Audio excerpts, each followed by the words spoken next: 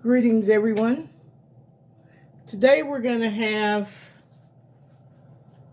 it's going to be my version of a pot pie, a chicken pot pie, but I have some broccoli cheddar soup. This is the Member's Mark that I buy at Sam's. And it tastes really good. It just doesn't have a lot of anything in it. So, we eat this as soup and we eat it. I make it into a hearty soup. Sometimes I add ham. Today I'm going to add chicken, broccoli. I've got some carrots and potatoes already in the pot that I cooked down a little bit. They're halfway done. That's because it takes them the longest. I'm going to add this soup in.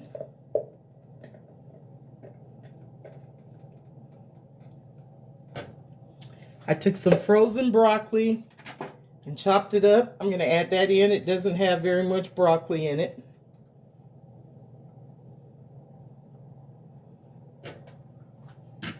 And I have some prepared chicken breast that I have diced up. I'm going to add that.